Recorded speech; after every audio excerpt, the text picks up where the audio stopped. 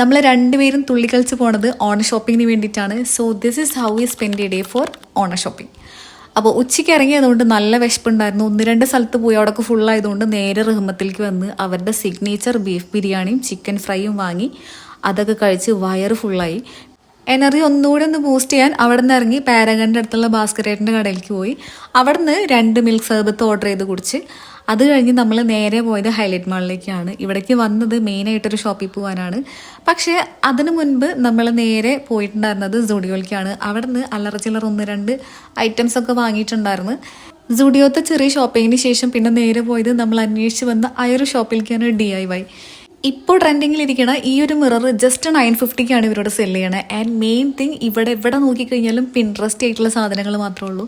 1-2 items അവിടെ നിന്ന് വാങ്ങിയതിന് ശേഷം ഹൈലൈറ്റിൽ നിന്ന് ഇറങ്ങി. പിന്നെ എനർജി ഒന്നുകൂടി ഒന്ന് ബൂസ്റ്റ് ചെയ്യാൻ നമ്മൾ പരിവാറിൻ്റെ ഔട്ട്സൈഡ് ചായ സ്പോട്ടിൽ പോയി. അവിടെ നിന്ന് 2 ചായയും 2 മസാല എഗ്ഗും വാങ്ങിക്കഴിച്ച് പിന്നെ പോയിട്ടുണ്ടായിരുന്നത് സിൽക്ക് മന്ദിറിലേക്കാണ്. ഇവിടെ മെയിനായിട്ട് നമ്മൾ വേറെ ഫാമിലിക്ക് വേണ്ടി ഷോപ്പ് ചെയ്യാൻ വേണ്ടിയിട്ടാണ്. അങ്ങനെ 2 ഫാമിലിക്കുള്ള ഷോപ്പിംഗ് ഒക്കെ ഇവിടെ നിന്ന് ചെയ്തതിന് ശേഷം നമ്മൾ അവിടെ നിന്ന് ഇറങ്ങി. സോ ഇന്നത്തെ ഷോപ്പിംഗ് ഡേ ഇവിടെ അവസാനിച്ച്. ഉച്ചയ്ക്ക് കഴിച്ച ബിരിയാണിയുടെ ക്ഷീണം അത്ര ഇങ്ങോട്ട് മാറാത്തതുകൊണ്ട് നമ്മൾ ഡിന്നർ എന്നുള്ളൊരു പ്ലാൻ തന്നെ സ്കിപ്പ് ചെയ്തിട്ടുണ്ടായിരുന്നു. എന്തെങ്കിലും സ്വീറ്റായിട്ട് കഴിക്കാമെന്ന് വിചാരിച്ചിട്ട് ബൺബോയിലേക്ക് പോയി. അവിടെ നിന്ന് 1-2 ബംബോളിന് വാങ്ങി തിരിച്ച് വീട്ടിൽ പോയി. So this is how we did our Onam shopping.